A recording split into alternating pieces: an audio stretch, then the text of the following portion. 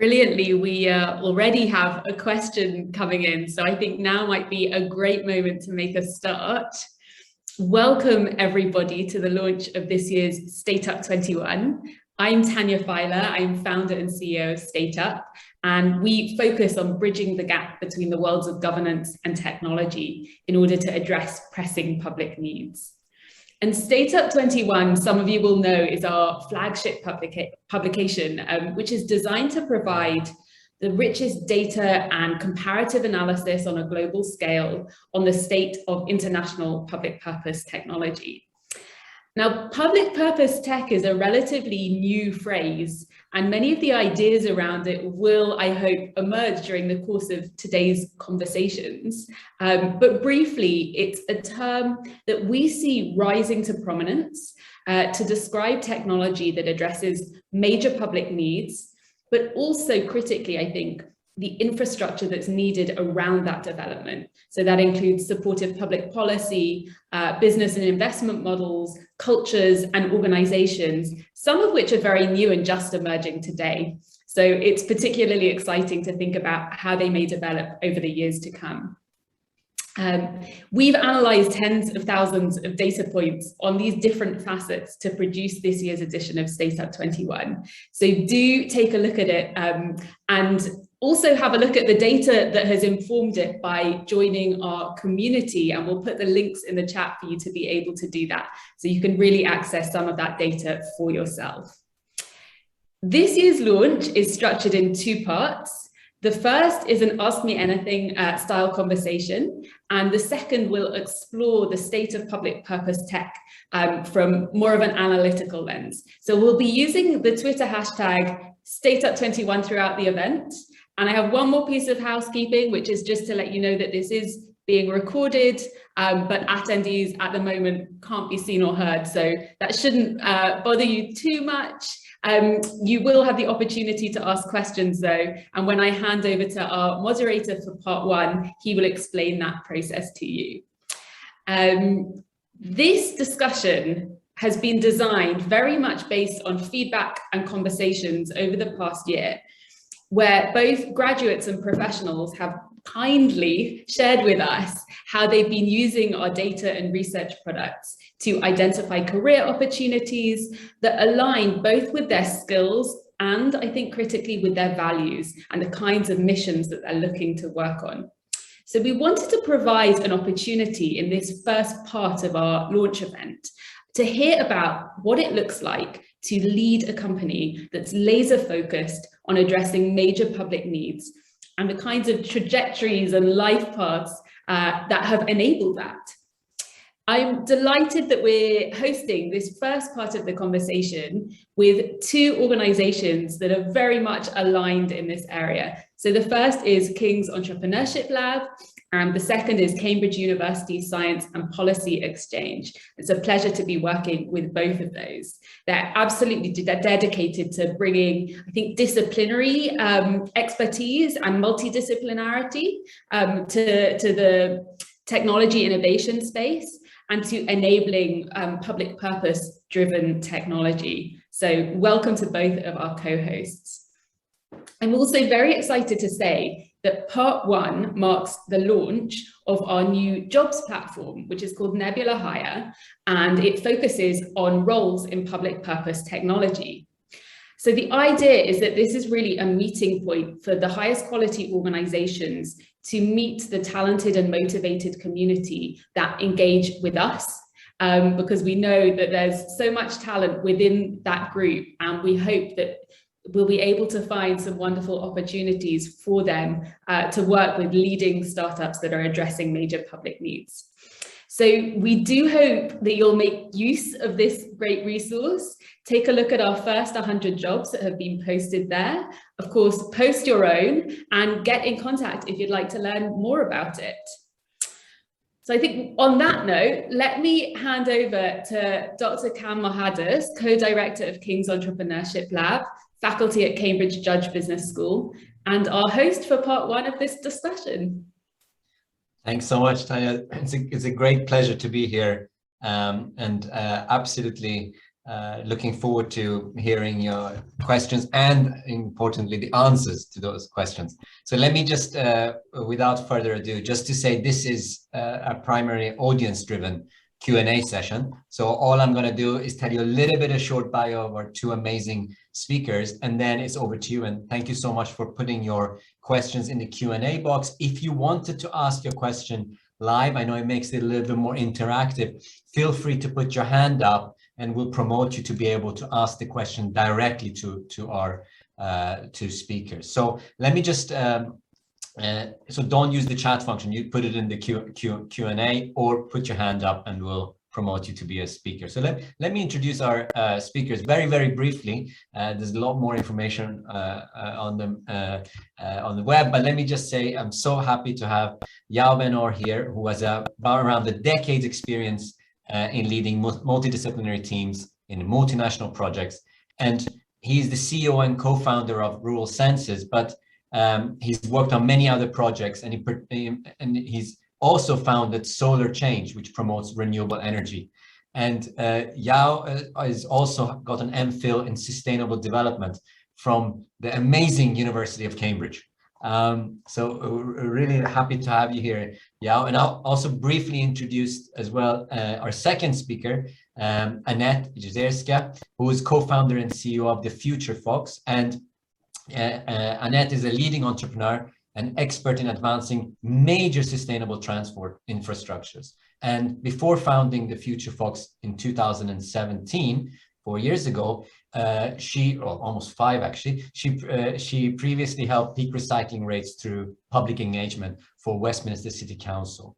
And she's an NIC Young Professionalist panelist, and she holds an MSc in Natural Sciences from the amazing University of Cambridge. So welcome both. And before I actually, being a moderator allows me to ask a question. Start us all off. So let me ask you a question, and then and the audience, please feel free to come in whenever you want. So let me ask you a question, which is a question you've been waiting for, which is a question you've been expecting, which is, why did you decide to found your startup? And maybe we start with Yao and then go to Annette, if that's okay. Thank you, Kam, and thanks everyone that's coming here or listening in. It's a pleasure to be here. So my story starts many years ago. I started my professional career as a technical person. I was a software engineer. I studied physics and biology, and I did a few roles in companies focusing on the technical side, first as an engineer, then as a product manager. And I was attracted always to work with companies that worked in developing countries, in remote areas, in rural areas. And through my work, I got to travel to the field, to those locations, meeting the users, interacting with local communities, always on the context of some technology innovation. And I remember the specific trip I took to a village in India, bringing a really innovative technology that's supposed to help the local women to improve their health. And what I realized in that visit was that people don't care about the technology. People care about the value they get. And a lot of times when the engineers and developers and designers sit very far from where the users are, there's a big gap. And I realized the gap, and the gap is not a technology gap. The gap is a gap of understanding needs, of understanding the incentive, the preferences. And I got this realization, and with this realization, I didn't do anything. What I did, I realized I want to learn more, and that brought me to the University of Cambridge to do a master's in sustainable engineering. And I met there a researcher, Dr. Stephanie Hirmer. She eventually became my co-founder. But at the time, what we did together is we partnered together. She was my advisor on my thesis that focused on that topic. And we together, after the research ended, we realized that it's more than a research. There's actually amazing value we can bring about connecting between communities, between local communities and project developers, companies, NGOs, governments. And this is how Rural Senses was born. That's amazing. I think that's a story that many people have here in Cambridge. Actually, it's a wonderful ecosystem. Annette, over to you. Yeah, and thanks to Echo Yao. Yeah, really good to be here, and really looking forward to the discussion and your questions. So we were kind of joking, like, how far back do we go? But I'll start when I sort of graduated. So as you know, I studied natural sciences and specialised in geology. Graduated in 2006. And at that time, to me, climate change was a certain fact. So at that point, probably 99% of scientists agreed. But at that time, nothing, it was not accepted as fact in the political sphere and in any policy. Well, there probably was some policy, but not mainstream policy. And that motivated me to sort of start a career in something to do with translating fact into policy or action that affected society. So I got this role at Westminster Council in recycling, communications, and that was kind of part of it, right? Just communicating really basic messages, but it's so difficult to encourage behavior change and to sort of really make a technical difference on recycling rates and the carbon impact of that. And then I found myself working for a sustainable transport organisation called Sustrans. So I was leading on the major infrastructure schemes. And was always leading on these like really big, first of their kind programs for the organisation. So it's a charity, but also does civil engineering services. So this was a London-wide cycle route network that is being built still today. A really large cycling bridge across the Thames, the Canary Wharf. And these projects have really inspired me because they were built from ideas that had come from the community. So there was this big mismatch between what the community wanted, and the community, you know, has diverse opinions, but these ideas would come from the community, and then the authorities actually wanted the same goals, but somehow these weren't connecting. And this is kind of what got me into this space of connecting communities and authorities using data to sort of demonstrate that flow of information, plus giving communities just the access to data and information that is out there is just not digestible for them. So I set up a company in 2017 with my co-founder who I'd worked with. And in short, we help planners collaborate with communities on ambitious urban planning schemes with our digital platform and analytics solution.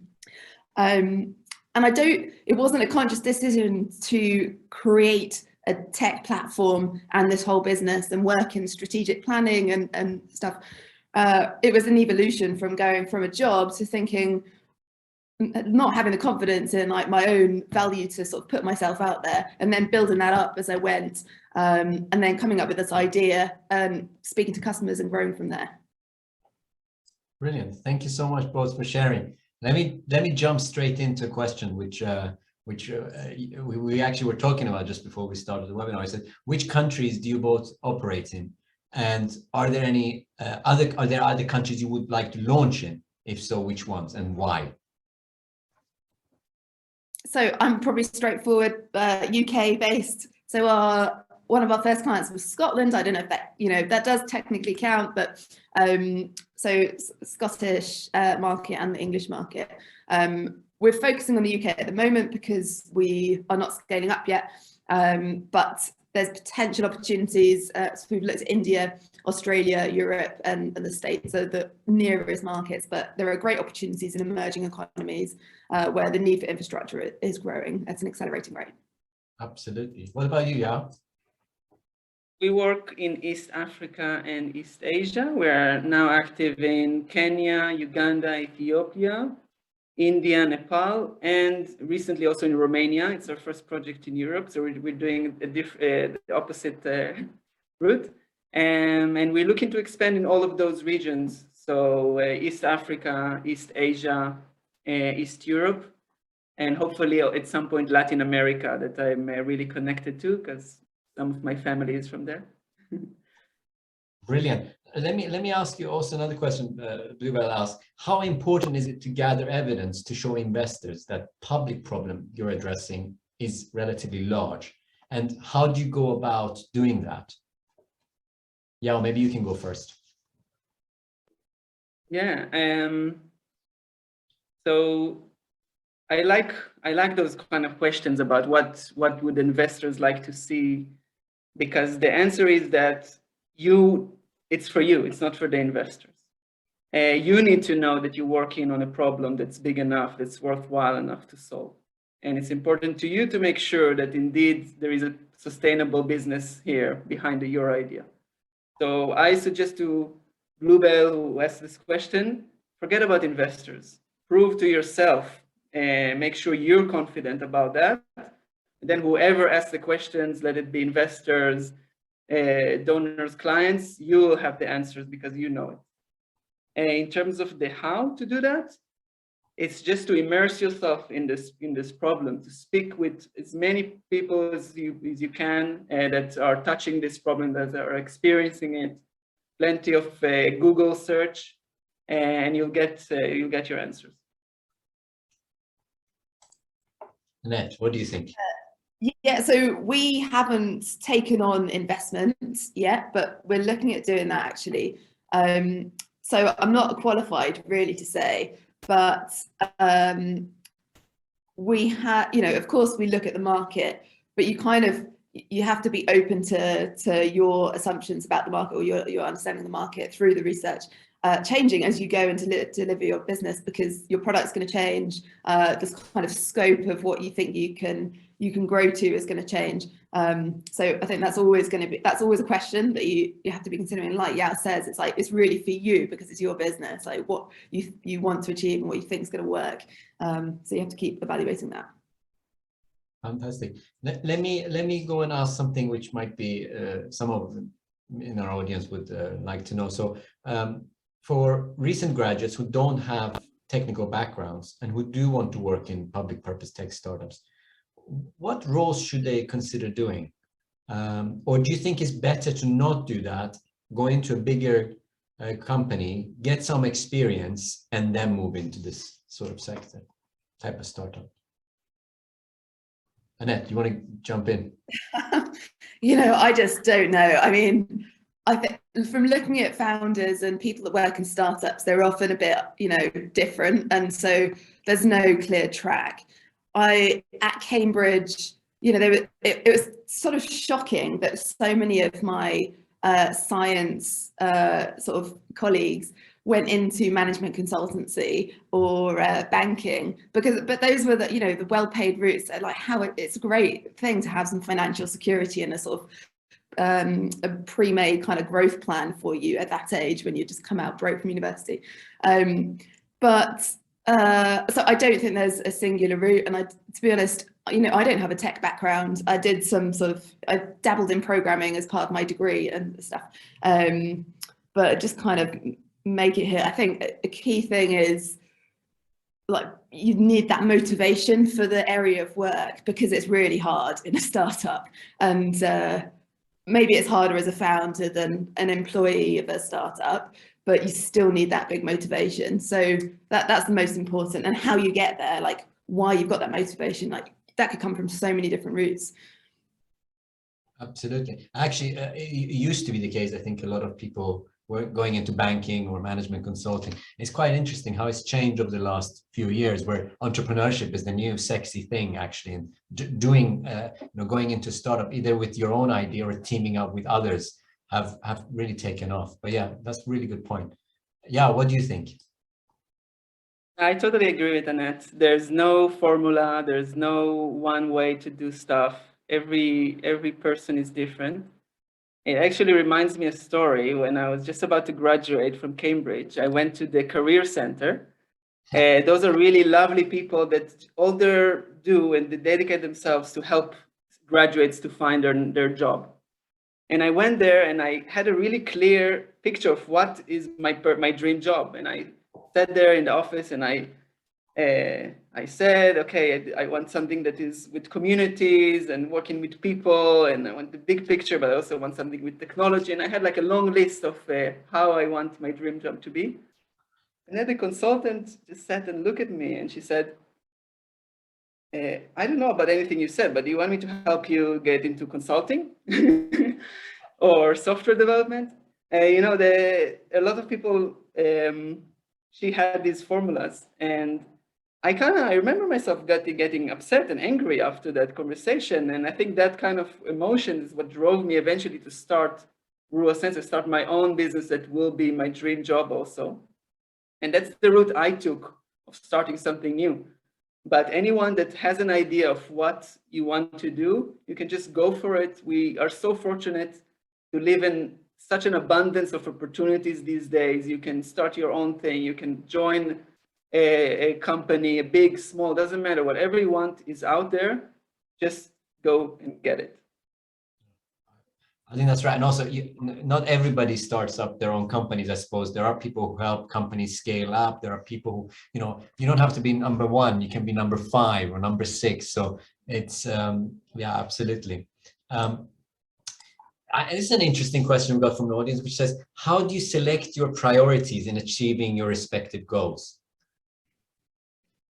Annette, you wanted to... I think that's touching the nail on its head. When you start something, you know, like I said, your mind can go all over the place, and every new thing, every new next step brings millions of ideas and new directions. And I think focus is really key, and making sure you're focused on one thing at a time, and the vision is clear. It's really, really key. And unfortunately, I don't have too many tips on practically how to do that, other than being aware to that. Maybe Annette will have better ideas. I have a sort of theory that a lot of founders have a great tendency to distract themselves and, like, have loads of ideas, right? This is how we're in these jobs. So it's like this ridiculous situation where you actually need to be super focused. And yeah, you've got to work out how you can focus on the right things. The fact is, you're not going to know exactly whether the right things, but by focusing on some things, you're giving yourself a better chance of success. And if you've chosen the wrong thing, then that's okay, you can correct that. But you're definitely not going to succeed if you focus on all of the things at once. Probably, yeah, as you said, Yao, having the vision clear. I think, so practically speaking, we use the OKR method, so Google's OK, objectives and key results, and we do that every quarter. We talk about it as a team. I think just talking about the priorities to other people, so your advisors or just other founders or people who can just scrutinize at that very top level, because you just need to talk about basically 3 sentences, and they can help you get out of your own head and really make sure that they're sort of sense checked. Interesting. But in terms of picking, I think you start to develop a bit of an intuition and a confidence in taking a bit of risk, and you've just got to keep reprioritizing. So you can't do that every day because it's exhausting. So that's why the quarterly basis is quite helpful, because you just commit and then you change. Of course, you can change in between if something major needs to change, but you just got to go with your gut sometimes. It's a little bit trial and error, no? So when you start something, you don't really know where it's going.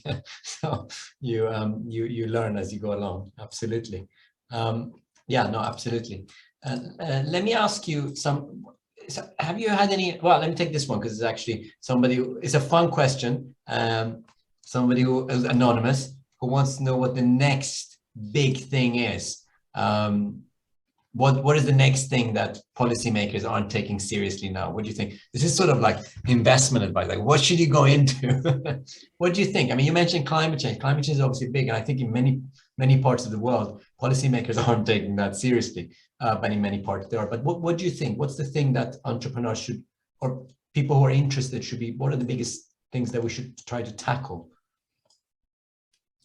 Yeah, go on. Annette, and I'll let Annette start with that. You are going. I know you're going. So I think, okay, Annette, go for it. I think the most complicated area is this issue about information, sharing information, and who you listen to, because as technology is so sophisticated, you can, deep fakes are so convincing. You can instantly kind of generate text that sounds like somebody else has written it. It's really difficult, and to know what to believe, and that is the most complicated issue. And that's that we're always getting asked by our clients, like, how do you know you can trust this submission, and what if people are cheating? And they will be, but a lot of what's going on is not really a technology issue, it's a governance issue, but government is not sophisticated enough to really cope with it. So they look to their technology companies to solve it, but the technology companies don't have that authority to really do it. So I think that's just such a problem area. And so interesting, I read Nick Clegg, our previous deputy PM, has now been promoted in Facebook, and I mean I think that's probably quite a good thing. Like, they need someone like that at a high level, but Facebook have no idea how to deal with it. So this is ongoing, and I don't think it's going to be solved very quickly. Absolutely, yeah. I connect a lot to what Annette said. I think in terms of revolution, and it's not my prediction, just my point of view. The next revolution will be around decentralization, bringing more power into the hands of more people. And it connects to stuff that Annette is doing and that I'm doing about having local citizens, people living in a place, influence on policy, on business, on aid, but it can go much beyond that. It can go to financial systems, to political systems. I would say that's the next big thing that's going to affect the way things are done in the large scale. Absolutely, interesting. Let me ask you another, I think, quite a key question, is about your experience in dealing with different types of enterprise. So question, it says, how's your experience differed in dealing with private versus public sector clients, but also local government versus central government? If you have some stories, that would be great. Go on, yeah. You want to jump in, I can see. No, I don't have a story, but okay. So first, the difference between private sector and public sector. So we at Eurosensor, we don't work with governments yet, but we work with NGOs and aid organizations, aid agencies, and private companies. And there is a big difference in how willing they are to adopt innovation. So when you work with the private sector, they're really keen. Oh, we want to adopt, we want to leverage AI, we want to improve our systems. And public sector is more risk averse, more slow in the adoption of that. So that's one key difference. And another thing I have to say is that I don't work with a sector, I don't work with the private sector, with public sector. I work with the person. It doesn't matter if it's a meeting with someone really senior, eventually you're communicating with people. And the more you invest in understanding the person next to you that you're speaking with, then all these differences, public sector, private sector, become much smaller than the actual connection you can have with a person. Yeah, so our clients have been public sector, but that is because of our domain. So in urban planning, the greatest influence communities can have is early in the process, and that's governed by the planning authority, which is a public sector organisation, so the local authority or government. So that's why, developers, sort of private sector developers, they can do citizen engagement, but it's so late in the process that it's only affecting you only really be able to influence a small amount of change. So that's why. In terms of, so we work with local government and central government. Local government is very focused on delivery, and in a way they're closer to the community because they literally live in the area that they're working in, or they get letters, angry letters, or they have to help their bosses respond to angry letters, whereas government's a bit sort of removed, and there are many more layers of decision making, So it's slower in a way with government, although I wouldn't say local government is super fast either. What we found with our work, sort of why it's resonated so much with central government, and we worked on this very significant spatial planning project called the Oxford to Cambridge ARC, including Cambridge, which maybe you heard about, maybe you received an ad about. They were looking at this bigger scale, so they were really able to focus on how to use data in an accountable, effective, and novel way to drive decision making on a spatial level, and that's something that local authorities generally haven't been able to do because they're smaller and they don't have the sort of technical staff resource so much, whereas government were able to invest in that team. So the slightly different kind of value points that those different sectors would want. Fantastic. I think Louis wants to ask a question live, but let me ask one question before we let them on. So what has, if you look at your experience in translating some of these technical solutions into business, commercial, social enterprise, projects, what are the key lessons that you would like to tell our audience?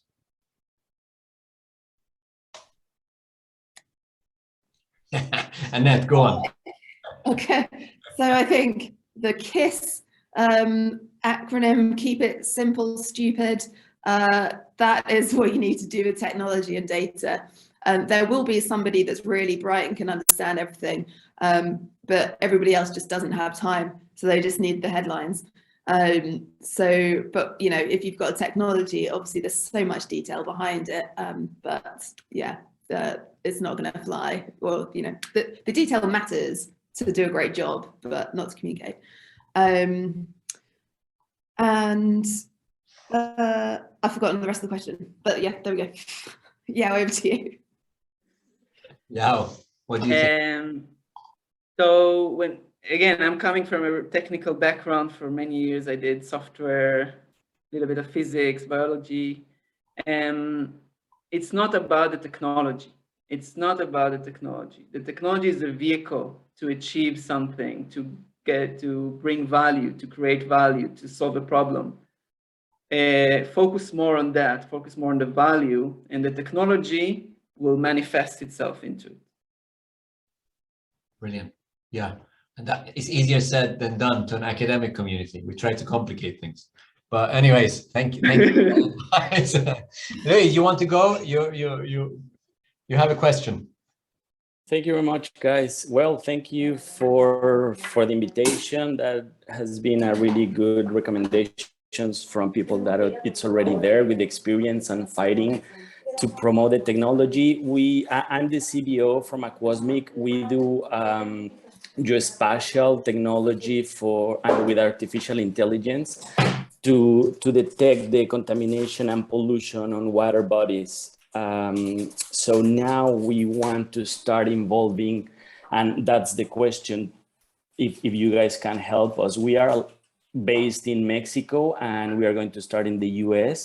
And what do you guys recommend regarding the board of advisors? What will be the role and what kind of institutions, what kind of roles, what kind of visibility, percentage or profit of the company that we can offer? How has been your experience, guys? And thank you very much.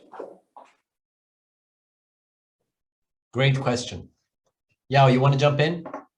I can give my 2 cents. It's a long answer, and Luis, if you want to reach out after, I can also help you a little bit.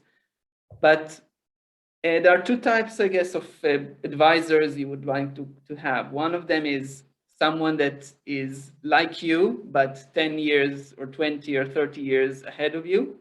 So someone that was in a company similar to yours, did similar things very successfully, ideally. And another type of advisor is someone who is or has been an ideal client for you, and they can help you understand the market and open doors. So I don't know if you work in the US in water monitoring space, look for someone that was their job for 30 years, and now they're just about to retire, and you can add them, and they know everyone in the industry. So that's what I would say. About shares and percentages, it's really individual. So I don't have an advice based on what I know, but like I said, you can reach out to me. Appreciate it. Yeah, I think, you know, and as I mentioned, so we're only working in the UK, so your situation is a bit different, but as Yael said, sort of getting somebody on board who can introduce you to key players in the market, I guess that will be your best bet if it's a new market with slightly different cultures and, you know, the systems. And I guess, you know, your target would be, well, if it's public sector, yeah, they kind of really need to believe in you. They do tend to like sort of UK companies because of GDPR, especially if you're dealing in geospatial data. So make sure your advisor kind of can help you navigate those issues. Brilliant. Thank you, guys. Appreciate it. Thanks for the question, Oriel. And thanks, Yael, for helping out. Let me ask another question to go back in the beginning of your journey, thinking about were there any specific communities that helped you? And I know Yael, for instance, said their supervisor, and we talked to the department and supervisor, but was it any particular department, NGO, consulting group, friends, relatives? Tell us a little bit. Annette, maybe you can. Yeah, I mean, to be honest, when I started the company, I had no idea what I was doing. So, you know, that's what we didn't go in with a strategic vision around the platform and stuff. But gradually kind of like snowball your network by speaking to people. And yeah, all of these networks I had no idea existed. And maybe, you know, maybe that's helpful if you've done something in a startup before, then you've already kind of got to that point. So I mean, in the UK, we're really fortunate, kind of as maybe, yeah, you've had a similar experience, but we're really fortunate. There are lots of ways to get help and people are very helpful. So that could be just entrepreneur networks or domain networks that you can get involved in, or accelerators or incubators that don't actually necessarily take money. So we started really working on our product when I'd applied for a few things, and we got 3 kind of in a row. So one was a grant for 45k from Social Tech Trust, who are essentially kind of the charity. They get charity money from the Nominet Trust, which has a big role in the internet. And that was all around sort of getting our product to MVP stage, because we didn't have that. And that was really enough to get like a badge of credibility and our first pilot. But at the same time, we got these other opportunities. So as part of a sort of GovTech accelerator, where we built an early version for the Scottish Government client, and that led to a bigger contract. And we got another little bit of grant funding from Innovate UK, which is, again, sort of UK government innovation body. So, you know, that wasn't that much money, but altogether it kind of built this momentum, then got us to the next stage. So, yeah, there are lots of sort of networks. And now, you know, those networks aren't that helpful, but the ones that are helpful are like the founders networks that kind of people recommend. So it's just through speaking to people, you've managed to find the support that you need. And what about the network? Did you tap into anything from the university or? Didn't. No. Didn't. Interesting. No, but I probably should. Interesting. You after this, come here.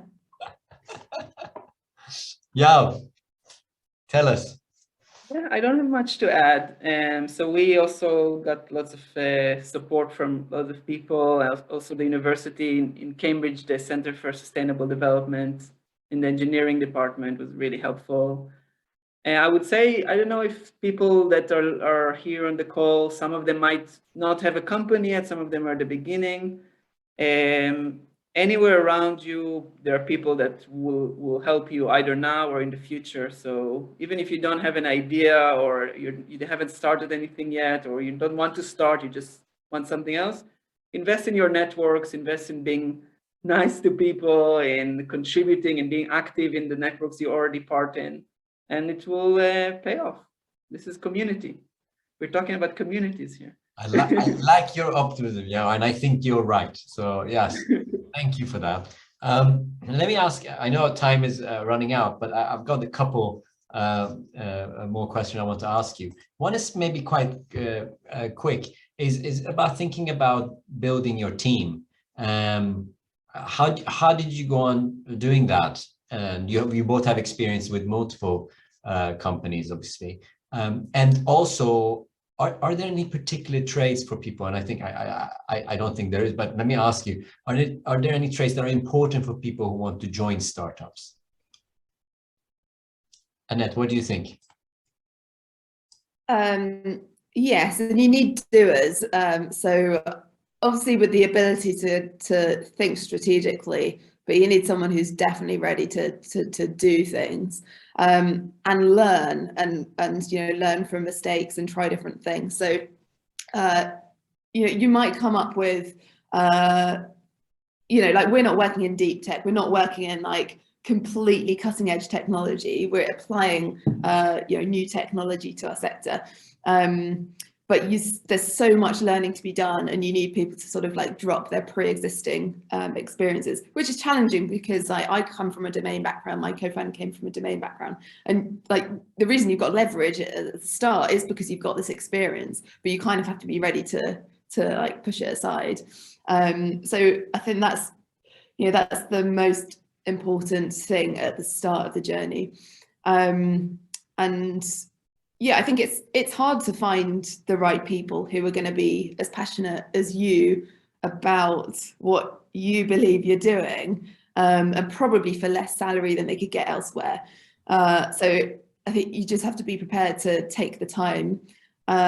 Somebody that I hired last year, I had to proactively search. So I didn't appoint like a search agency, but search through AngelList, through profiles, because it's hard to know. You'd spend as much time instructing an agency on those sort of qualitative things that you're not quite sure about as finding yourself. I'm not saying that's a scalable process, but I think you've just got to be open to really like finding this person that will be able to, fit well, and it's really hard to define. Absolutely. Yeah. Yeah, I agree. Team is so important. The team is so important. We are a team of 10 incredible people. Everyone is so talented, so capable. In many ways, I see my role a lot of times as just getting out of my team's way.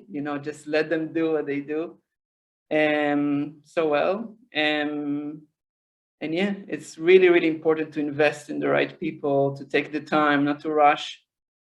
Employees in a startup are in many ways also entrepreneurs, because they need the mindset of being an entrepreneur. That is, you need to deal with a lot of uncertainty.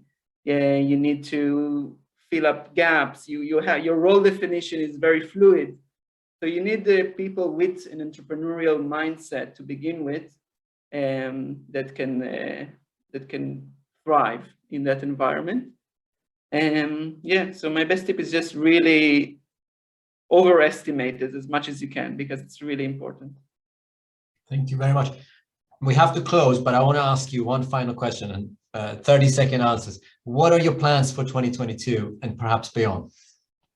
So I know Annette said scaling up. I don't know whether that's... Yeah, we've had a really busy start to the year because we've brought in some new clients, and but we are starting to build up the team. So we're going to be using the new StateUp jobs platform. So check out the posts on there. So I'm really excited about that. And again, taking time, like so that's a priority, like in the next quarter, really. And I'm going to leave it there. Brilliant. We've got some more sort of pieces coming out, so we'll be doing a bit of press in sort of a couple of months. But yeah. Fantastic. Yo, 30 seconds. Yeah, also really exciting year ahead of us. We have really ambitious goals, including representing the voices of 200,000 people from around the world. Yeah, growing and moving towards our vision, of making sure that businesses, governments, NGOs, they are all making their decisions based on what people care about. Well, thank you so much, both. I have certainly learned a lot. I'm sorry to those people. There are 7 or so more questions from the audience. I'm really sorry we didn't get through it, but I hope you enjoyed the session as much as I did. And just to say, don't go anywhere. We eaten a bit into our time, but the next session, second panel, part 2, is going to talk about key trends from StateUp 21 and the state of global public purpose tech. So stay behind. It starts at 6, and thank you for joining us. Thank you, Cam, for leading this session. Absolute pleasure. Yeah, thank you, Cami. Thank you, everyone. Bye-bye. Bye. Bye. Thank you so much, Joe and Annette and Kamiar. And we're really excited for our next panel. So as Kamiar mentioned, please stick around. We'll get started at 6. And the next panel is due to arrive any moment. And this next panel will be on key trends from StateUp 21 and the state of global public purpose tech. So see you all in a few minutes.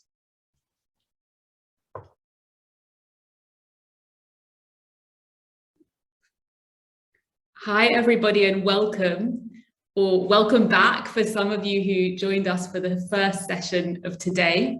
My name is Tanya Filer. I'm founder and CEO of StateUp, and I'm delighted to be moderating this next panel, which is focused on the state of public purpose technology on an international scale.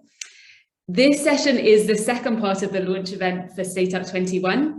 We just had a really fascinating conversation with 2 founders of companies within the space.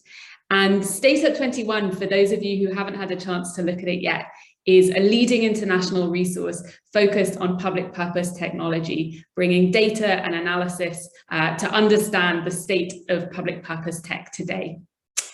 The analysis that we have done in that publication is based on tens of thousands of data points on technology and policy and investment. And I warmly invite you to take a look at it. And I'm sure that some of the findings from within it will inform the conversation that we're about to have. I'm particularly happy that we have 2 founders on the panel that were selected for detailed case studies within that publication. So I hope you'll be able to learn a bit more about their companies by taking a look there as well. Before we start, I have just a couple of quick housekeeping reminders. The first, as Rachel said, there'll be plenty of opportunity to ask questions.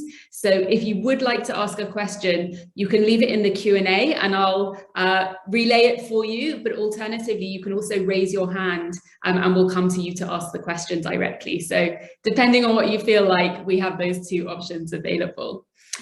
Secondly, just to remind you that if you are wanting to join the conversation on Twitter, we're using the hashtag StateUp21, so please feel free to engage there too.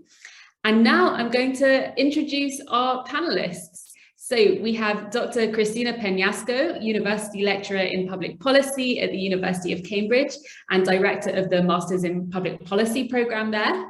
Hi, Cristina. Hi, Tanya. Thank you for the invitation. Thank you. We have Greg Bybee, CEO and co-founder of Avella, which is focused on reducing bias, inequality, and inefficiencies in assessment processes in education and other contexts. And Greg is also previously co-founder of Polyscribe, which focuses on communications for policymakers. So a variety of different experience there within the GovTech space. Welcome, Greg. Thank you. Glad to be here. Great to have you here. Next, we have Angela Homsey, who's co-founder of Ignite Power, which connects rural communities in sub-Saharan Africa to off-grid solar power. And Angela is also an impact investor, so a real diversity of experience there. Welcome, Angela. Thanks for joining us. Thank you so much for having me. I'm delighted to be here. Thank you. And next we have Leo Ringer, who's co-founder and partner at Form Ventures, which is an early stage VC investing in startups that have particular public policy exposure. So welcome, Leo. Thanks for having me along. Thanks all. So I want to start the conversation thinking about kind of one of the key observations that we found when preparing this edition of StateUp 21 and kind of thinking about anything that might have changed since the last edition, which was the first one. And I think one of the things that we're seeing is that on both sides, so both among startups and entrepreneurs and also on the government side, we are seeing increasing understanding of a need for a very active relationship between startups developing technology to address major public needs and government organizations. So whether that's from the perspective of public procurement or R&D funding or policy setting. And I think it's fair to say that this is increasingly happening, but perhaps rather unevenly across policy domains and across different countries and regions. And I mean, in the UK context, we can maybe think about this in relation to the Levelling Up agenda and the fact that it talks about innovation a lot, but perhaps less so in terms of specificity for what that means for new and emerging companies. So I'd love to start the conversation by asking our panelists to think about what is the role of government and public policy in the development and uptake of public purpose technology. And perhaps, Christina, we can go to you first for some of your perspective on, I know you've done a lot of work on public procurement and R&D, for example, so great to hear your perspective. Thank you, Tania. Can you hear me? Yeah, I think so. So, yeah, I mean, my work in the Department of Politics and International Studies and also in the Benedict Institute has been mostly focused on using using the terms of the StateUp report, core public purpose related to decarbonization and green infrastructure and green services and all that.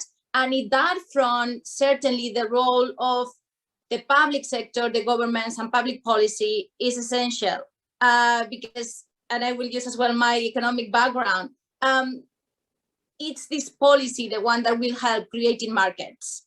And we need new markets and more wider markets in order to put the technology out there, above all in a decarbonization setting, or in a, let's say, more interdisciplinary setting in which everything is intertwined.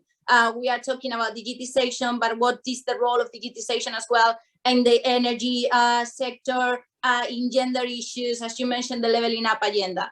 R&D is one of the instruments that has been used more traditionally, but what we've seen now as well and more is that instruments that haven't been picked up as the most traditional ones as R&D to foster innovation have actually had a lot of impact on reducing costs of some technologies along all the stages in the innovation process. And there is when we see things as direct subsidies for certain technologies, government procurement directly. For example, in lighting in India, there is a fantastic case on how this instrument has fostered the use of energy efficient lighting in the country.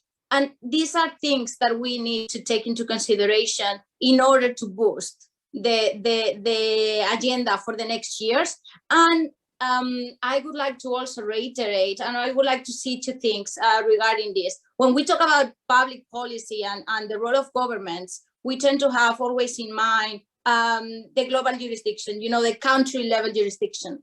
But it's very important to think in terms of not only the national jurisdiction, but also regionally and locally, because most of the times councils and smaller governments in smaller jurisdictions, lower jurisdictions, understand better the needs of the people. And by the end of the day, public purpose has people at the center of all the instruments and all the initiatives that we are trying to put in place. So I think that is very relevant. It's very relevant as well in order to balance the trade-offs that we may find in order to boost the economy and the well-being of vulnerable populations or less advanced areas. You mentioned the Levelling Up agenda. The dichotomy between rural, urban is something very relevant in the public purpose technology agenda. So I think the role basically of the government is as a facilitator and also as the means to create the markets needed for those technologies to flourish and to reduce costs and to reach every single segment of the population. Thank you, Christina. Really interesting perspective there. Leo, obviously you're working with startups that have a lot of public policy exposure. How do you see this relationship developing? Yeah, it's really interesting to kind of follow the work you've been doing on public purpose tech, because we started a fund that was designed to back the very earliest stage companies taking on some of the most complex issues. And we were kind of playing around with what we called this, and there was obviously kind of GovTech existed, which was companies that were essentially selling to government, but we used to talk about sort of taking on markets that matter because they were the ones that were regulated, because they were kind of important enough to society. But I think public purpose technology does a really good job of gathering together a lot of what we were thinking about when we started our business. And just briefly, what we do is we invest sort of up to £1 million in very early stage tech companies at the moment, just in the UK, but we will expand beyond that. And then we help them understand and navigate government, public policy, regulation, that whole domain, because a lot of the companies we saw with huge, or we see even today with huge ambition to take on and transform markets and, you know, deliver huge benefits to society potentially, whether that's in healthcare or finance or climate or what have you, often lack that understanding of the way government matters and how it shapes, as Christina was saying, how it shapes the market, how it funds innovation.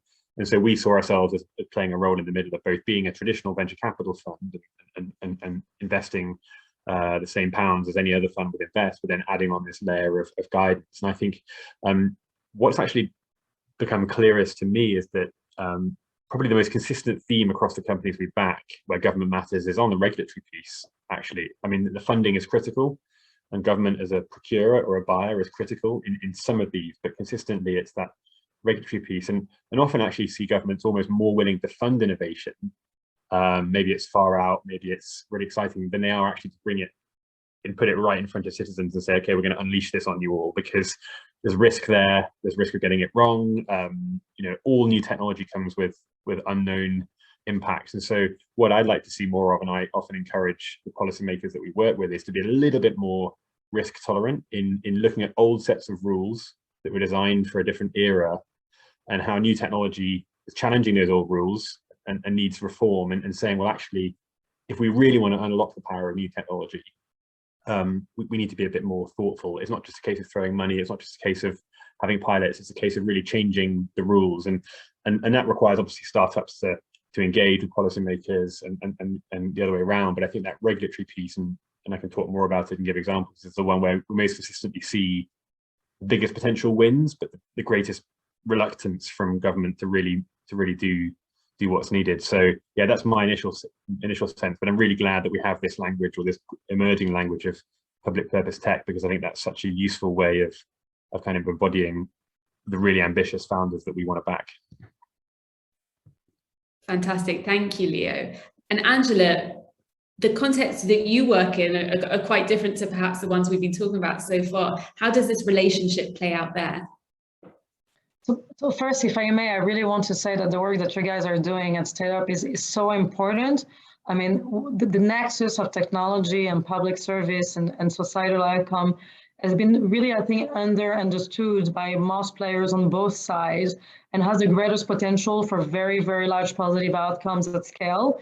And without having people that are sort of like doing the work that you guys are doing, is going to stay like a very sort of complex nebula, and nobody like knows how to navigate. And I'm really grateful for your work. So I just wanted to say that. In terms of the way, you know, like if you take the example of Ignite and the way we work, this nexus between tech and public service has been at the core of everything we do since we were just a piece of paper business plan many years ago. We identify from the very early days that you cannot deploy at scale the type of solution that we're building if you are not engaging with stakeholders. And what does it mean? So Ignite, what is it? It's an infra tech company that is on a mission to close the infrastructure gap in Africa and in other emerging markets through the smart deployment of distributed and digitized technologies at national scale. So what does it mean briefly? One, it means that today we have like a phenomenal innovation that have come up in solar and renewable energy and storage and transmission, in IoT and cloud. I mean, all these essential pillars and foundation.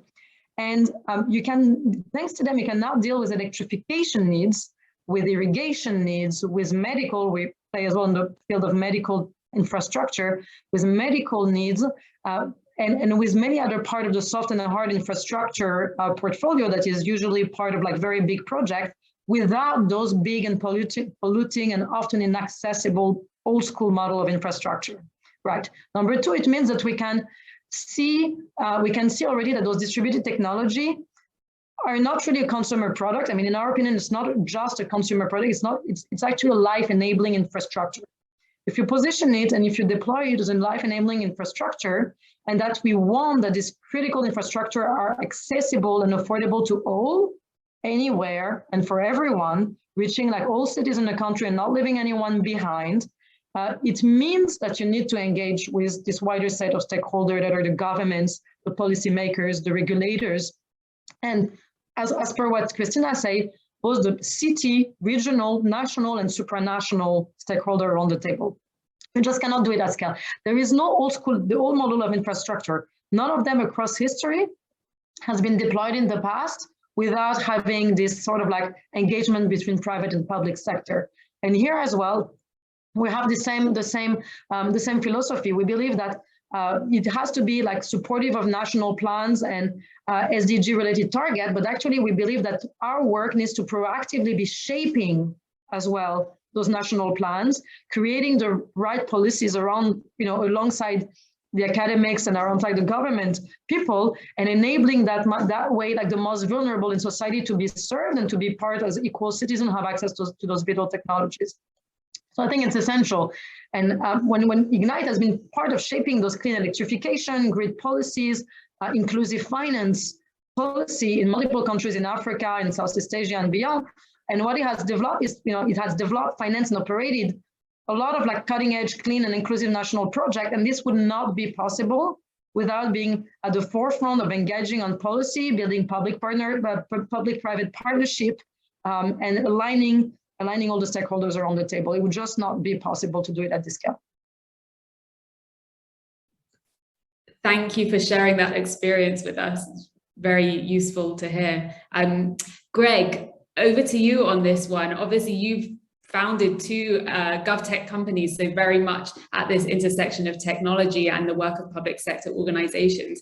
Have you seen this relationship evolve over time, or has it kind of stagnated in any way? It's definitely evolving. I think it's moving in the right direction, but still has a long way to go. And so I'll provide maybe more of a US context on it. And as quick background, so the two companies I lead are Polyscribe, which sells software to elected officials, mostly legislators, to help them communicate with their constituents. So think, MailChimp or kind of CRM type technology for elected officials. And the other company is called Avella, and that sells a school enrollment and admissions platform focused on equity. And then we also sell software to other decision makers who need to allocate scarce resources. So hunting permits, seats in a school, military deployments in a more equitable way. And in both cases, I've sold to city, state, and federal government. And Tanya, I really liked your framework of sort of policy, funding, and procurement. I think policy is where a lot of improvement has been made, at least here in the States. When I started Polyscribe, there was no cloud services allowed in the federal legislature, or at least it was very, very hard to do it. You had to do it on their FedRAMP approved services. But now, AWS has a GovCloud instance that's FedRAMP approved, and a lot of the other cloud providers have been able to get approval for HIPAA and FERPA and COPA and all the sort of acronyms. And finally, we've been able to sell some of our solutions into Congress and into state legislature. So that's been an area of positive movement. I'm also finding some of the approval processes are more, I remember previously Google Docs was banned, Dropbox was banned. Now those are starting to be allowed. So there's been a lot of improvements on the policy side. On the funding side, there is kind of a challenge here. And Leo, I'm glad to have you on the call because, here in the States, there's not a lot of funding for GovTech companies at the early stage. I think it's an attractive market to later stage investors, private equity investors. But at the early stage, I think the general fear is that companies grow too slowly. The deals take too long. It takes too long to find product market fit, and frankly, too long to fail. In the Valley, investors like companies that are going to kind of go all in and find out if they've got something, in less than a year or two. But in government, it could take 3, 4, 5 years before you really get enough market signals.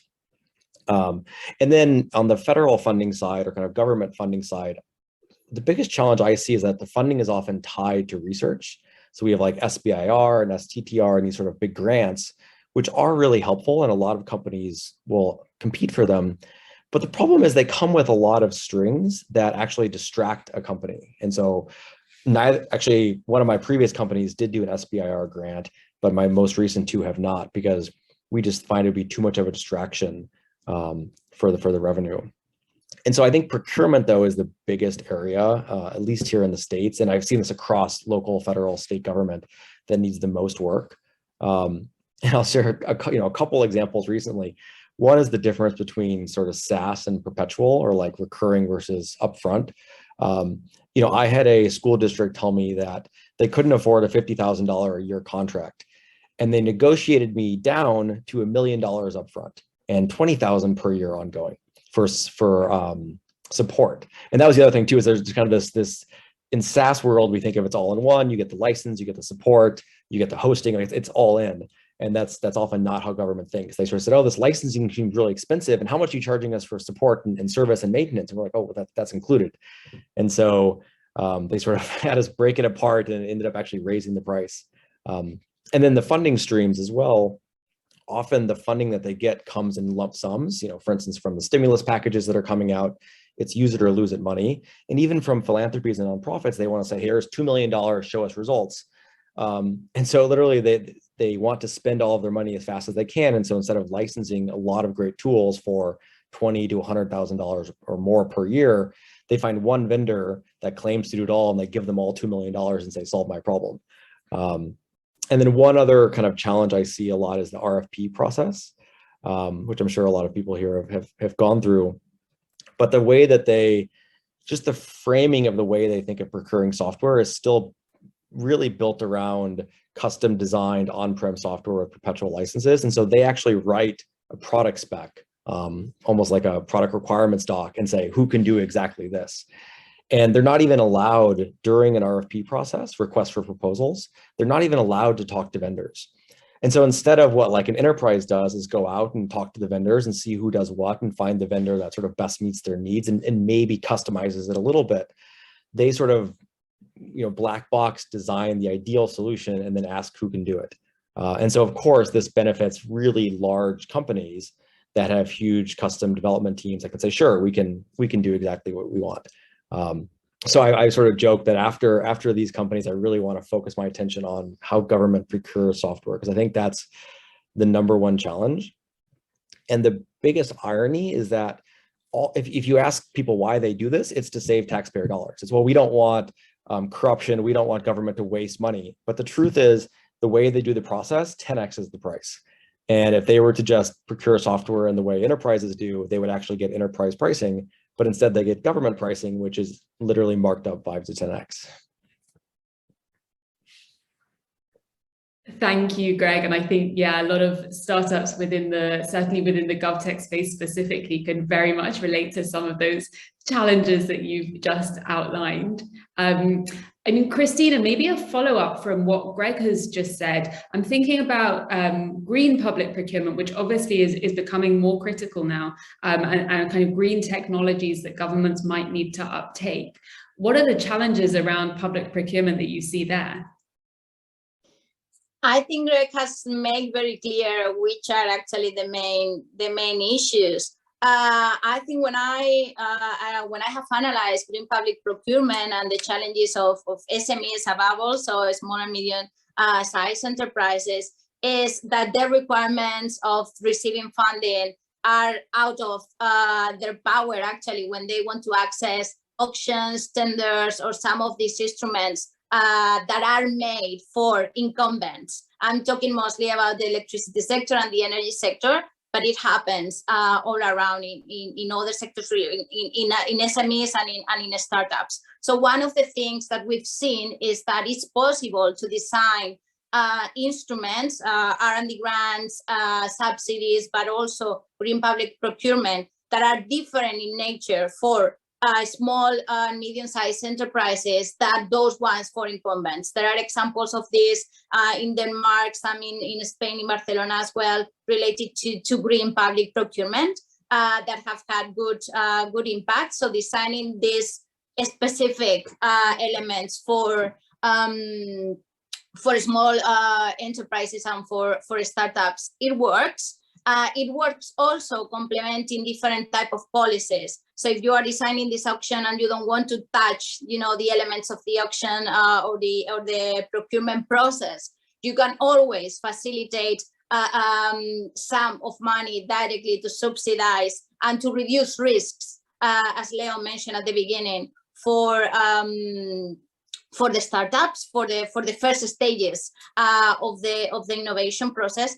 And there is one other thing that Gwen mentioned, and there is some research made by Sabrina Howell in the US, that this idea of receiving R&D grants, like in 2 blocks instead of just one lump sum, allows these startups and the small companies, at least in the energy sector, to evolve and advance in the market after one period of time, then revisit what has been done. If the company has done great, probably they have received already some venture capital, so the public sector don't need to go there anymore, and they are released. And if there are certain elements of the company that are still developing but are promising, they can access a second stage of the grant or in the grant process to continue working on their products, on their markets, and their innovations. So there are these 2 elements, mostly related to the design, that allows to overcome the challenges, which are mostly related to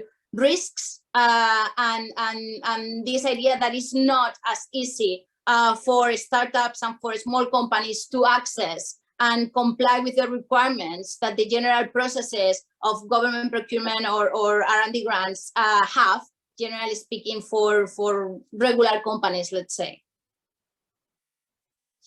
Thank you. Leo, Angela, do you want to come in on this one, on procurement and R&D? What I would just say, it's just a little addition to what Christina said. I believe that actually around the framework from government incentives and other things, the upstream part is extremely important, what Christina described, like the upstream track of getting those projects going and everything. But fundamentally, really what I believe is that our whole structural growth model and interaction between public and private sector for a long time have been pretty broken, and the foundation of it are problematic, not just at the upstream, but the downstream. What do I mean by that? I mean like around the tax systems surrounding it as well.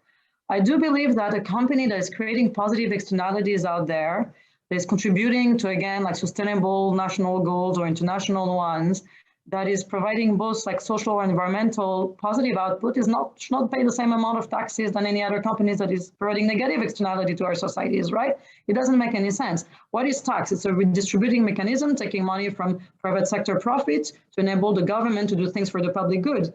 If companies are doing it, you should incentivize to do it by actually being either a beneficiary or paying less of the taxes, while the ones that are doing the wrong things should be paying more.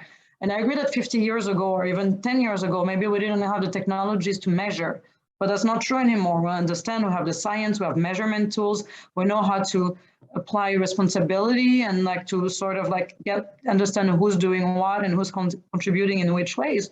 So this redistribution mechanism should be adjusted, I think, accordingly in order to help people. And I think it would help a lot as well with changing the way that the public, the general public, see the role of corporates and tech in society.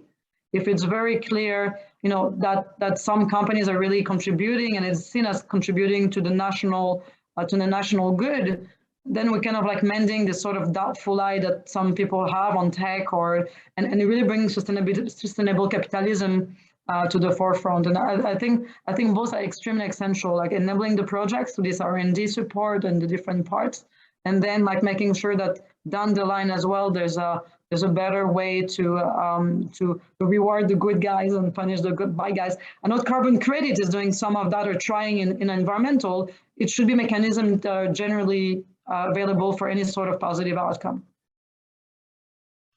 I was just going to add to that a more specific point, but I think one that builds on what Angela was saying and Christina, that I don't think most kind of jurisdictions I come across, certainly the UK, I know there's have a particularly good concept of sort of public value in general, and I think that includes procurement, but it also includes things like when government makes business cases around funding decisions or public policy. I mean, I used to work in the British government before I became a VC, and it always had a very narrow conception of what's the payback for this investment, what's the outcome here, and it was always economically defined, very detailed sort of case development, and what it excluded was a huge range of the broader social and economic and environmental impacts that for example, a piece of innovation or a project might have. And I think that maybe initiatives underway to try and correct that, but as Andrew was saying, unless we have a wider lens on the public, tracking back to the public purpose, the public impact that some of this innovation has, it's very hard for policymakers, funders, R&D or procurers to sort of count or score that broader impact if they're constrained by the very narrow mechanisms and part of what Greg mentioned earlier. So I think maybe we just need a kind of a broader dialogue about getting governments and getting public sector bodies to recognize that wider public value. And I'm not quite sure I don't have the answer to how to do that, but it does seem necessary. Thank you. And I think on that public value point, there have been attempts over the years, certainly in the language of social value, to kind of bring that into public procurement, but often it's either very amorphous or it's used in just completely different ways by different organizations.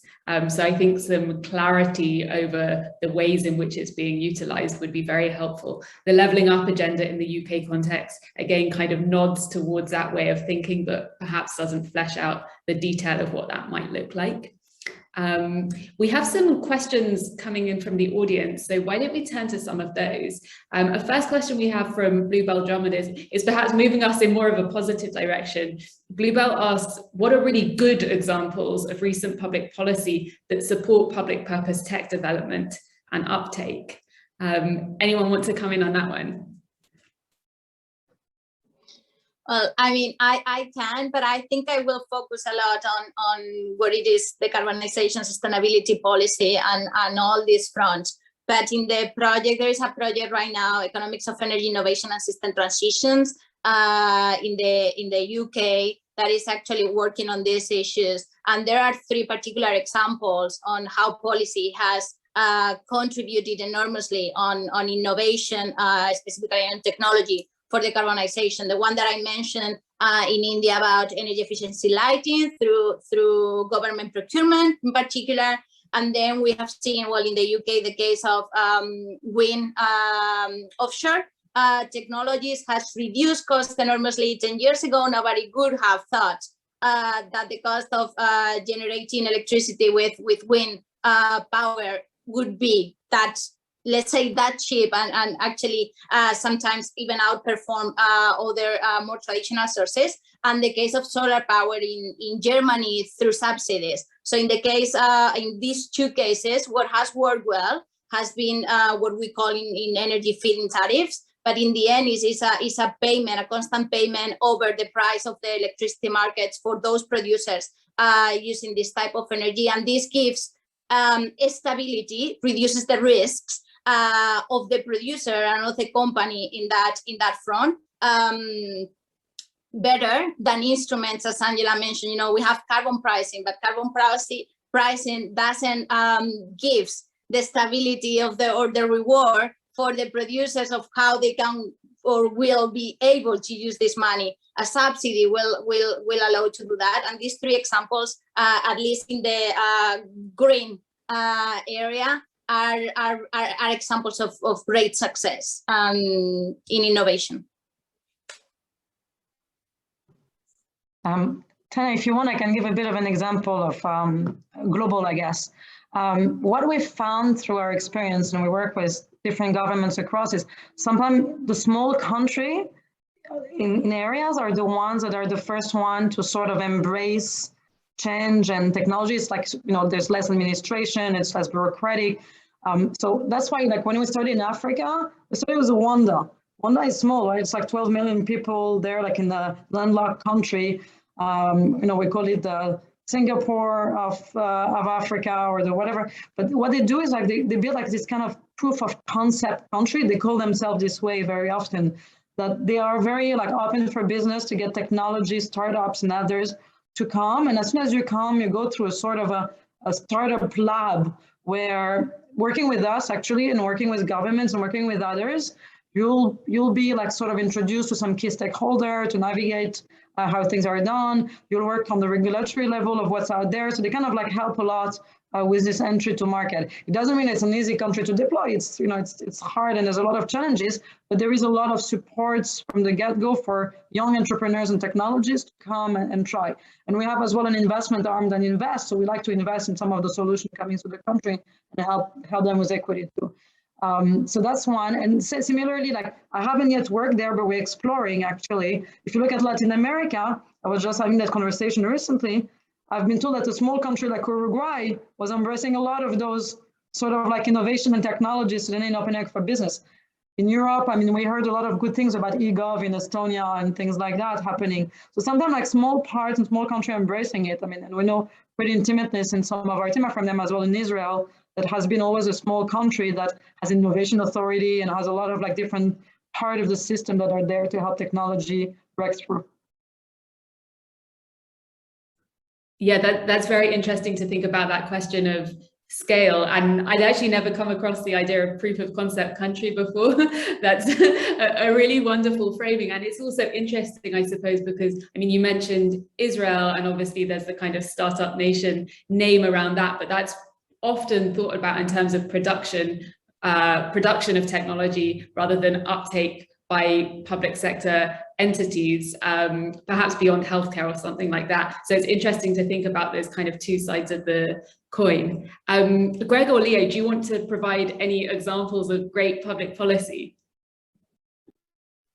I was going to mention Estonia actually, on the same grounds of sort of taking a whole government approach to, in this instance, towards digitization. And the main benefit there is their entire system of government and the kind of citizenship piece is digitized. I was there in November or December, I think, I can't remember which now.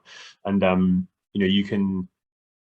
you can apply for e-residency, you can set up a business online. The whole system, the whole functional experience of citizens has been completely digitized. And yes, I understand it's a country of 1 or 2 million people, so it's easier. But I think they've just decided to invest heavily behind the vision of being a digitally first country, and that I think enables across all of the policymaking bodies within the country a sort of shared ambition of this is what we're doing, this is what the agenda is, this is what we're going for.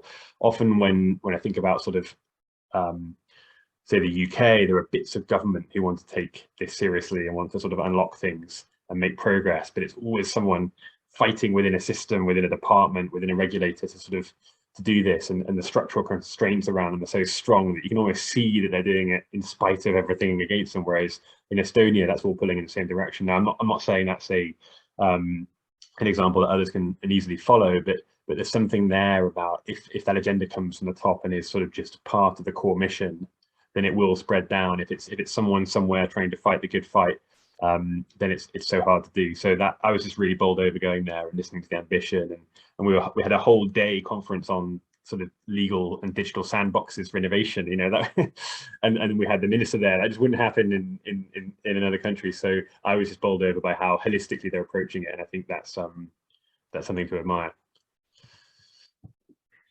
Yeah, I definitely agree with that. And I guess what's interesting in Estonia is it's not just kind of individual champions at the very senior level. It's very much collective, which I think is important, because obviously when there's too much dependence on individual champions, those people leave, and then there's questions of continuity. So I think that whole of government approach is very important there. Greg, I wonder if you have examples of great policy, and I want to wrap that into another question that has been asked to you, because I think they kind of go hand in hand. Which is whether there is a US state that is perhaps a good candidate for public purpose tech proof of concept state in the US. Oh, good question. Yes, so I mean, I was gonna say, I'm having a hard time coming up with great examples of public policy that has spurred innovation. I think, at least in Silicon Valley, it's been very driven by the private sector. Now, I do think there are a lot of good examples of government promoting innovation kind of within itself. In the federal government here, we have the US Digital Service. There's something called 18F. There's something called Presidential Innovation Fellows. These are all sort of programs that bring in typically people from the private sector who have worked as product managers at Google and so forth, and bring them into government for usually like 1 to 2 year stints, kind of like rotations. And they aim for people, they each have kind of a different target, but kind of, mid-level who want to take a moment in their career to give back to the government and bring some of those private sector insights. And I think those have been really good sources of innovation within the government. And they're also given pretty free latitude to kind of try new things and experiment. And that's, I think some of the best areas of innovation have come from times where you've maybe said, hey, we're going to allow rules to be broken for this particular instance. I mean, I think charter schools are kind of an interesting example, where, essentially in the US, we have a lot of laws that regulate how schools run, and districts have kind of very specific policies that they set. And we said, well, let's allow these special schools to exist. They're public schools, they're publicly funded, but they can sort of write their own rules, their own charter. That charter has to be approved by some entity, often a district or a state or university. But then we're going to kind of use that as the measuring stick for that school. And, I personally am a big fan of the innovation that's come from charter schools. I do think a failure of charter schools is that we don't close the back. They're experimental by design. They were designed to experiment, and some have done really well and some have not. And I think the mistake with charter schools has been that we don't follow up and then close the bad ones and then replicate the good ones. But I do like those sort of areas of innovation. I worked on one in the Middle East, actually. I've done some work in kind of Saudi Arabia and Dubai with economic opportunity zones and economic cities.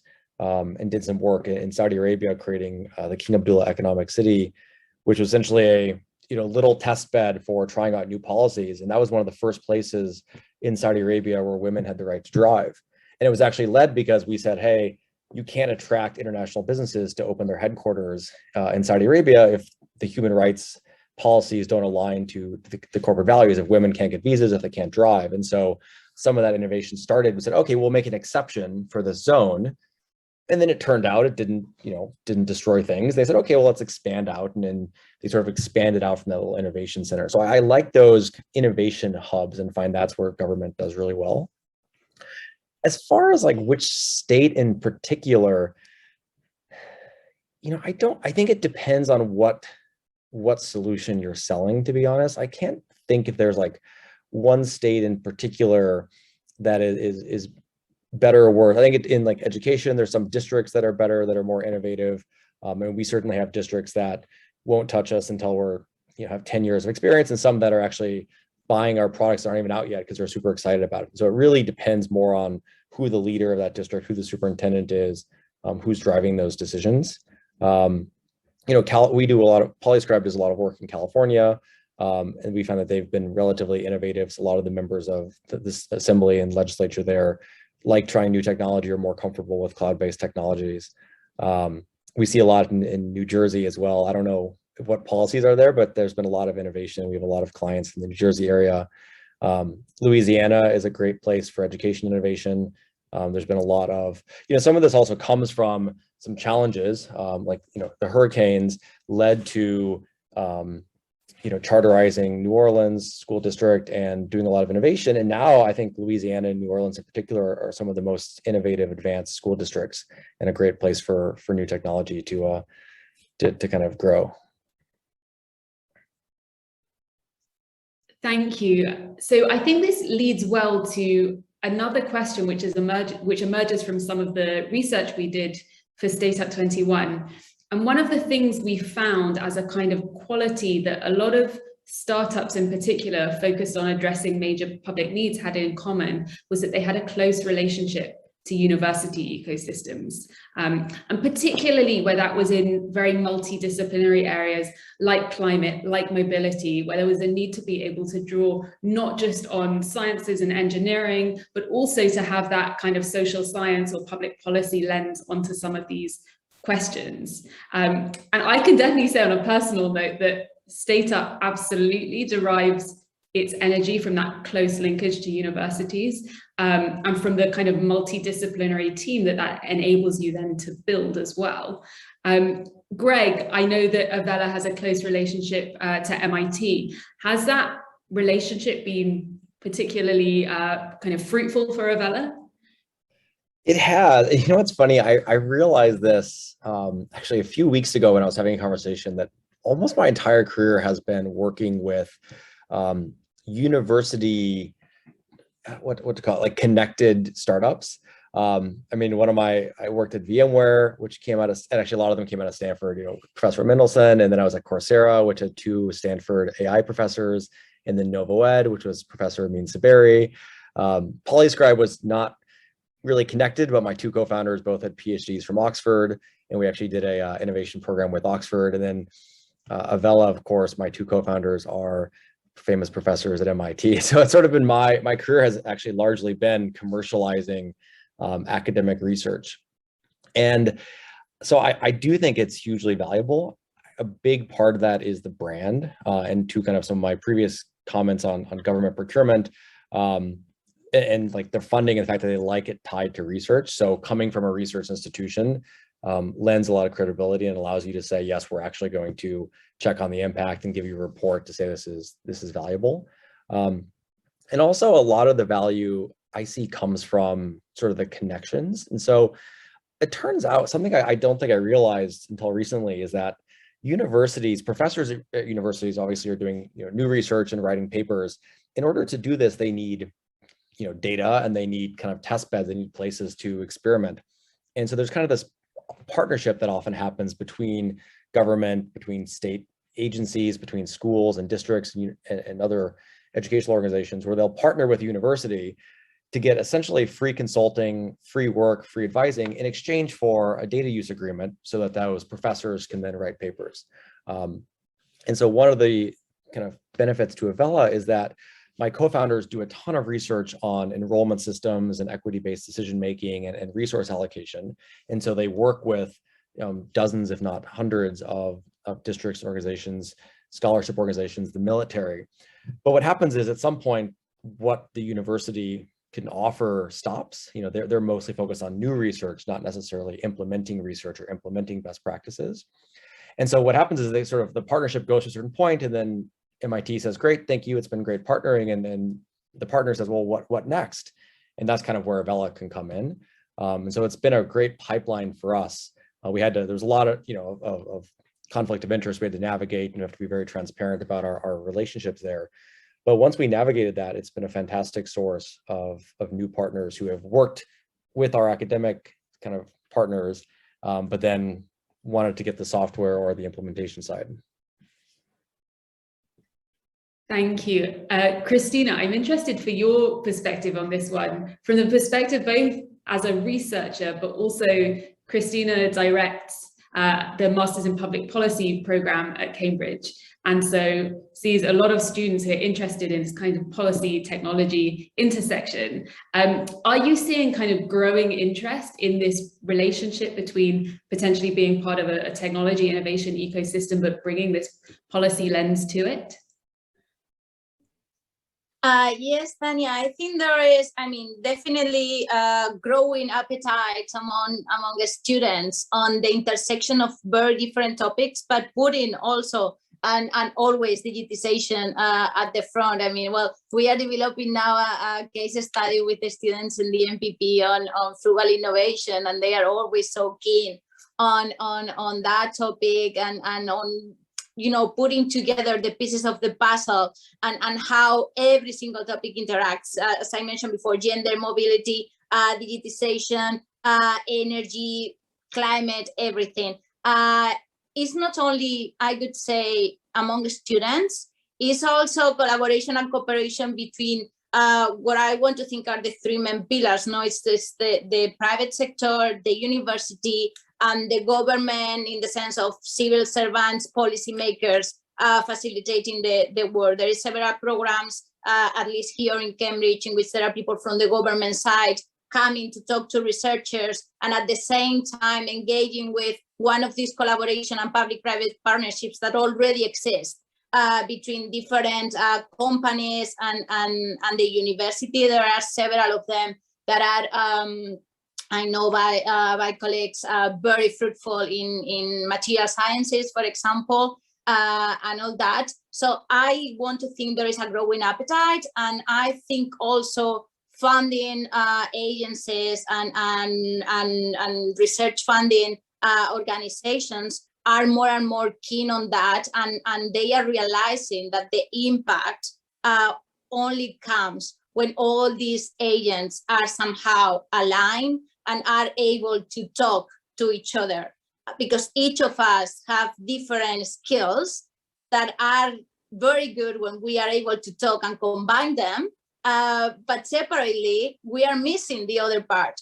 So I think we are seeing more and more these activities flourishing in the university, and students, at least in the public policy masters, are more keen, which is a good signal, because they will be the future policy leaders, hopefully. So they will bring these skills into their career in the future.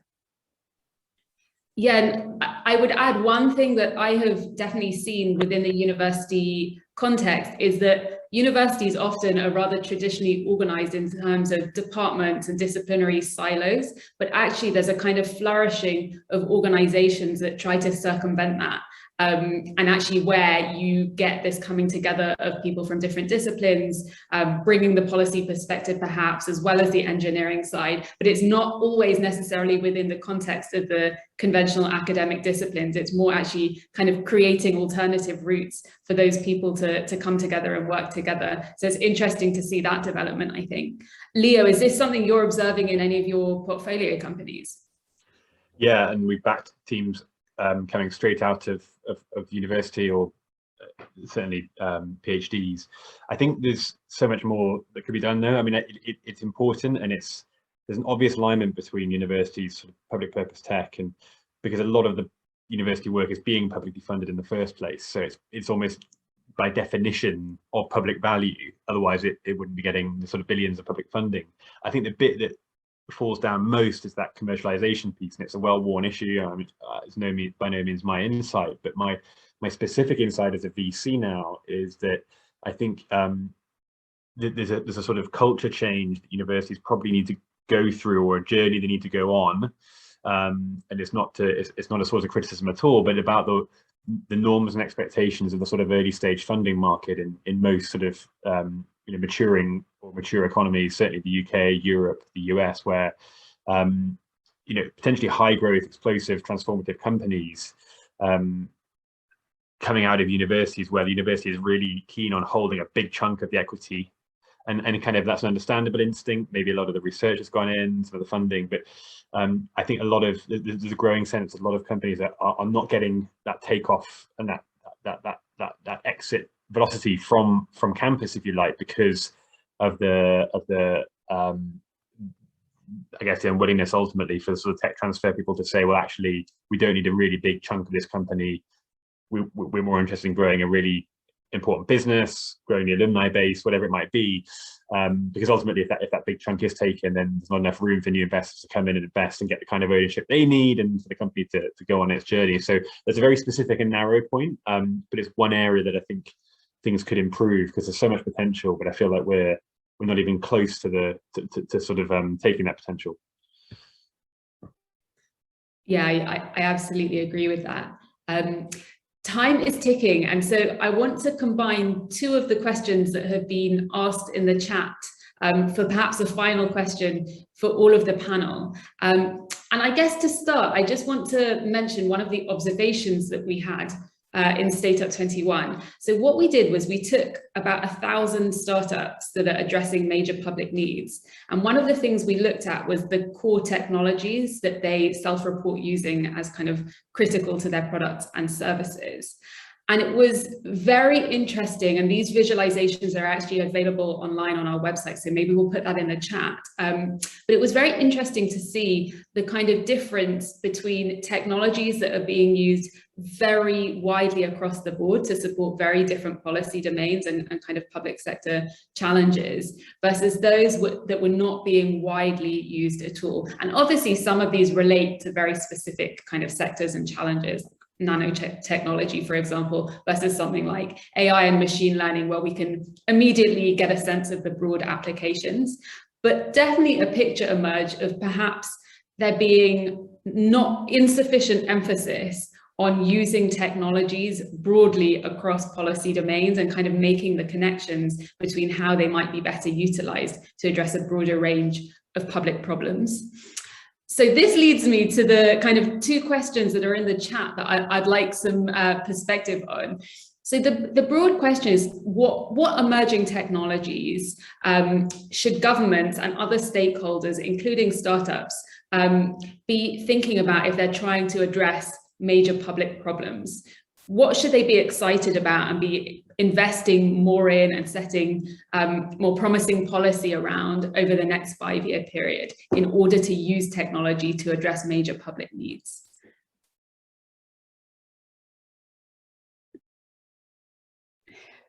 Feel free to jump in.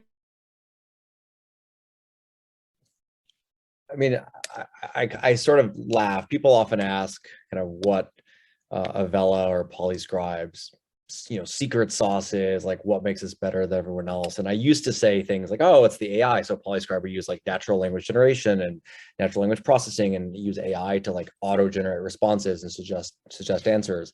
At Avella, like my co-founder won the Nobel Prize for some of his econometric work, and my other co-founder won the Clark Medal for designing new assignment algorithms and market design principles and mathematical graph theory. What I've learned is that those are all great, and that does help us behind the scenes. But the reason we win most deals is that our product is usable. It's nice. It works. It doesn't crash. It's easily supported. It works across mobile devices. Accessibility, like our very first product in the market for Avella, our school finder tool, day one, after 2 months of engineering, this was like our prototype, 2 months in, it was the first one out there that had a mobile app. It was the first one that could handle multiple languages. We just use modern web technologies and integrate it with Google Translate and other things. It was one of the first ones that actually met all the WCAG, AAA accessibility standards. And so we didn't even like get into some of the advanced stuff, and already we were winning tons of deals and impressing people just because it was like modern and usable. And I think that's actually what government software and sort of interface needs the most, is just to rethink a focus on user experience or sort of citizen experience, like CX, I want to call it. We have that in sort of consumer technology and enterprise technology, a real focus on the user experience, on accessibility on mobile interfaces, and that hasn't often been the case. Anyone that's used, filled out a government form, right? It's very antiquated technology. It kind of looks like it was built in the 90s. And so I would tell governments like, I mean, I'm super excited about Web3 and blockchain and AI and all these other things, but like to some degree, like step one, get cloud, like embrace cloud, love cloud, use modern web frameworks and technologies, responsive design. Like I would go back to stick to the basics for now before I focused on the advanced technologies. Thanks, Greg. Any other perspectives on this one? I would just add one thought about AI, just because it's one of those issues where it's obviously a massively powerful enabling technology used across public purpose technology, used across businesses that we back, but also a public policy problem for government in its own right of how do we regulate this, or the instinct is how do we control this, how do we bring it under kind of our purview, and there are different codes of conduct and emerging regulatory frameworks, including in Europe. And I think it's one of those things where regulators need to be really cautious and look at the innovation we've benefited from in the last sort of say 3-5 years and say, well, how can they kind of address their instincts and want to control the use of AI, but without crushing that kind of innovation that it's spurring. And that's not a very striking thing to say, but I'm slightly wary of some of the instincts to regulate AI that are understandable, but that probably look like they're a bit heavy-handed and maybe go too far. Thank you, Leo. Yeah, no, that's definitely important to keep in mind. Christina or Angela, do you want to come in on this question of kind of emerging tech going forward? Yeah, Christina. Yeah, I mean, I was just going to highlight one thing that I think Angela mentioned at the beginning, and I did myself as well. And it's related to, we were talking about AI and Greg mentioned usability. And one of the things that we shouldn't forget is that the purpose of all this is society. So we should basically, whatever technology we pick, and there are many that will be needed, we have to be sure that is, as Leo mentioned, secure. It has to be usable, but we cannot forget certain segment of the populations that may struggle more with those technologies. So we should be able to not leave anybody behind. And I think that's the purpose of all this. So it's public purpose technology. We need to put the citizen on the middle and not forget certain segments of the population. Thank you. Fantastic. Well, we are a few minutes over time, so I think we should draw the conversation to a close there. I feel like it could go on for a lot longer because there are so many different strands to continue drawing out here, but looking forward to more conversation another time. Thank you so much to all of our panelists. Thank you to our audience for the fantastic questions. We didn't quite get through all of them, but there'll be other occasions. And do take a look at the StateUp 21 research if you'd like to delve into a bit more detail on some of these topics. Thank you, everybody, and have a great evening. Thank you.